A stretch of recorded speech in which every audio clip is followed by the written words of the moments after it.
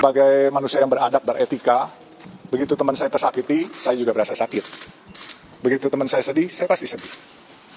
Begitu teman saya dihina, saya pasti ada di sampingnya. Atau itu kan? Enggak juga, saya kebenaran memang sudah berpikir lama. Momentumnya pas Tuhan sayang sama saya. Kan saya udah bilang waktu saya dicalonkan kemarin ini, kan saya bilang, innalillahi wa innalillahi raji'un. Berarti saya nggak happy. Yap, setelah Pak Erlangga, kini Pak Yusuf Hamka secara resmi mengundurkan diri dari Partai Golkar. Dan secara pribadi saya meyakini bahwa mundurnya Pak Yusuf Hamka ini pasti ada kaitannya dengan mundurnya Pak Erlangga dari jabatannya sebagai Ketua Golkar. Nah, untuk itu tanpa berlama-lama langsung saja kita simak bagaimana komentar-komentar netizen maupun Bang Repli Harun dan juga Bang Rocky Gerung. Baba Alun mundur dari Dewan Penasehat Partai Beringin. Gue menyebut itu males gua. Partai Beringin aja ya. Nah bener Baba, ngapain diikutin? Iya nggak? Udah saya diserang Medi di sono. Ntar yang ada kekayaan Baba Alun dirongrong Partai Beringin. Udah jangan diikutin Baba Alun. Ngeri, ngeri. Yusuf Hamka belak-belakan sebut Erlangga mundur dari Ketum Golkar karena kursi Ketum Golkar direbut orang powerful. Jelas dong. Siapakah dia? Fir'aunkah dia yang merebut kursi itu? Bisa jadi ya, masuk akal ya, karena di akhir-akhir masa jabatan Fir'aun ini membutuhkan kendaraan partai politik yang besar ya untuk melanggengkan kekuasaannya gitu. Nah kebetulan partai politik besar itu adalah Pohon Beringin ya, dan kebetulan juga Pohon Beringin ini penghuninya atau kuncen dari Pohon Beringin ini bermasalah ya. Kasus Migor ya. Nah, jadi singkat cerita begini ya, gitu kan. Inilah kronologinya seperti ini gitu. Nih si Fir'aun ini ngancem nih sama si Kuncen Pohon Beringin nih. Kuncen, serahkan Pohon Beringin itu sama gue, kata gitu. Kalau enggak, semua kasus-kasus lu gue bongkar. Nah kurang lebih seperti itulah kronologinya ya. Itu hanya cocok logi saya ya, cocok logi netizen juga ya. Kebanyakan berpikir seperti itu kan ya, gitu kan. Nah lalu si Kuncen ini ya daripada di penjara, ya udah akhirnya menyerahkan tahtanya itu kan ke si Fir'aun itu kan. Nah nanti jika tiba-tiba Pohon Beringin itu berbuah belimbing sayur seperti kata Bang Coki ya, berarti bener ya, cocok logi netizen bener, nggak meleset. Tempo Erlangga mundur dari Ketum Golkar setelah menerima surat panggilan dari Kejaksaan. Nah, ini saya juga dapat informasi ya dari yang bersangkutan bahwa surat panggilan dari Kejaksaan itu untuk diperiksa pada hari Selasa.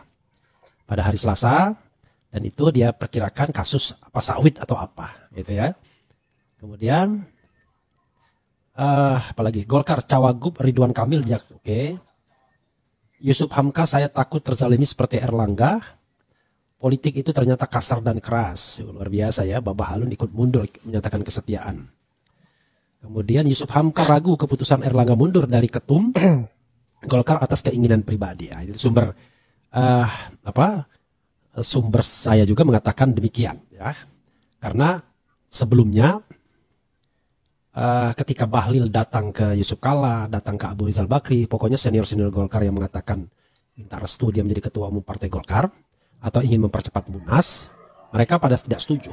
Bahkan sumber saya itu mengatakan Yusuf Kalla nanti bilang, wah itu bisa kayak Bangladesh sekalian itu. Ya, ada kemarahan rakyat di situ. Tapi rupanya terus karena istana ingin menguasai Partai Golkar dengan cepat. Ya, Bahlil hanyalah alat.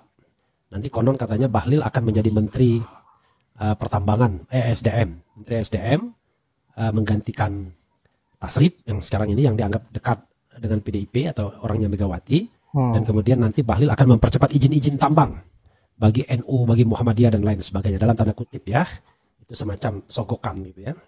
Erlangga sempat menghadap istana mengatakan soal gonjang-ganjing Munas tersebut.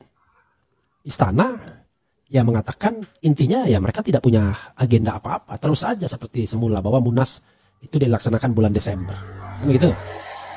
Nah, tapi sumber saya ini menyebutkan hati-hati Pak, itu biasa dia sen kiri belok kanan atau sen kanan belok kiri.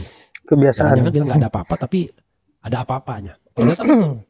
Setelah itu ada utusan istana yang meminta Erlangga mundur, dan sudah disiapkan pula surat panggilan pemeriksaan hari Selasa besok artinya ya dari Kejaksaan Agung. Nah, karena hari itu kira-kira hari Sabtu apa ya kalau nggak salah ya. Ya sudah. Akhirnya mundur. Dan mundurnya itu terhitung dari hari Sabtu. Dan tadi kan video itu seperti didikte Erlangga Hartarto. Ngeri. Karena nggak masuk akal. Masa mau pergantian pemerintahan lalu kemudian dia butuh mundur, kan nggak ada kaitannya, aneh bin ajaib. Intinya adalah kursi itu dimau istana. Nanti gimana nanti komposisinya? Begini, selama ini kata sumber saya itu Erlangga juga nurut. Jadi 20 calon gubernur dari Golkar itu mengikuti keinginan istana, 20 itu. Termasuk ya Ridwan Kamil di Jakarta. Padahal sesungguhnya Erlangga inginkan bahwa Ridwan Kamil itu di Jawa Barat saja. Jawa Barat.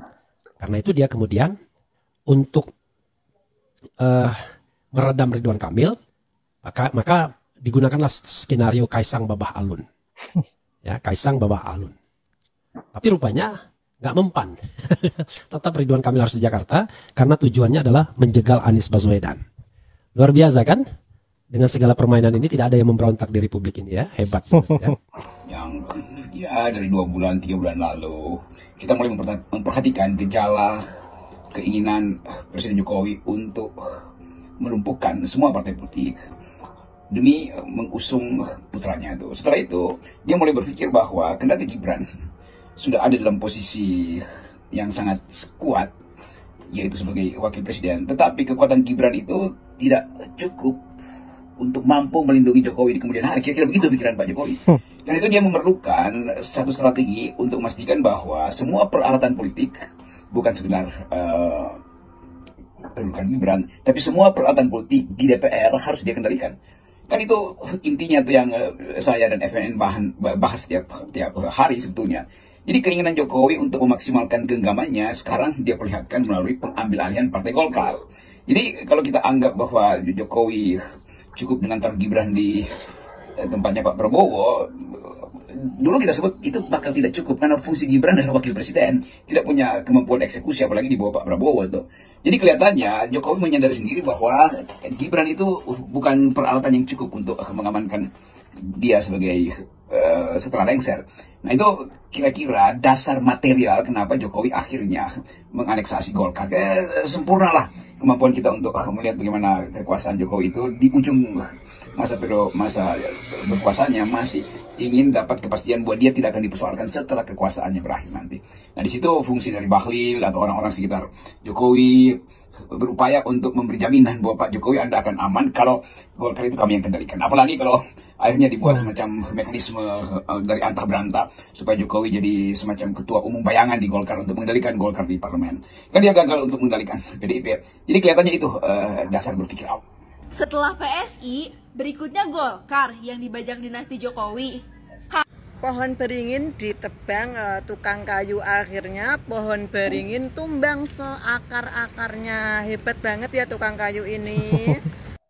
Yap, setelah komentar para netizen dan juga ada Bang Rocky Gerung dan Bang Rifli Harun, saya kira sudah cukup jelas bahwa apa yang menjadi permainan politik dari Pak Jokowi ini betul-betul sangat kejam dan kerakusannya semakin menjadi-jadi di akhir jabatannya sebagai presiden. Dan yang menjadi ketakutan kita sebagai rakyat Indonesia, negara kita yang tercinta ini sebentar lagi akan bernasib seperti Bangladesh jika hal-hal yang seperti ini dibiarkan.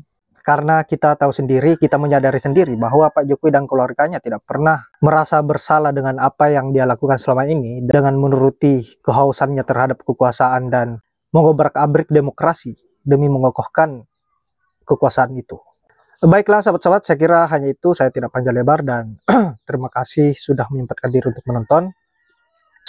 Saya akhiri dengan ucapan wallahul muwaffiq ila aqwamit thoriq. Assalamualaikum warahmatullahi wabarakatuh.